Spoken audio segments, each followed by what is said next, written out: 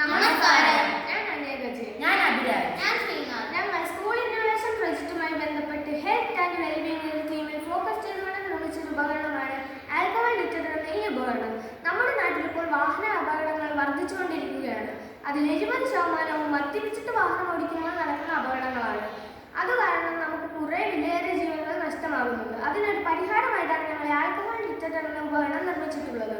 Alcohol detector നിർമ്മിക്കാനായി ഉപയോഗിച്ചിട്ടുള്ളത് MQ3 alcohol sensor, 3-pin MOSFET, 10K resistor, DC motor engine with tire, buzzer, switch, wires, 4 battery cell holder, 4 battery തുടങ്ങിയവയാണ് ഇതിന് ഉപയോഗിച്ചിട്ടുള്ളത്.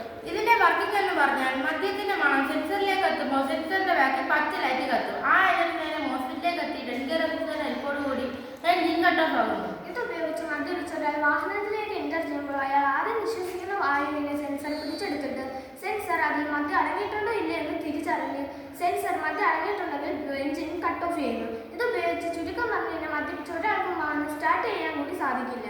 ഞങ്ങളിതിപ്പോൾ പ്രവർത്തിപ്പിച്ച് കാണിക്കും. ഇപ്പോൾ ഇവിടെ ഓൺ ആക്കുകയാണ്.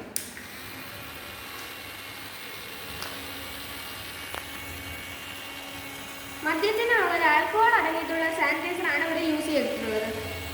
അതിൻ്റെ മണം ഈ സെൻസറിലേക്ക് എത്തുമ്പോൾ ബാക്കിൽ പച്ച ലൈറ്റ്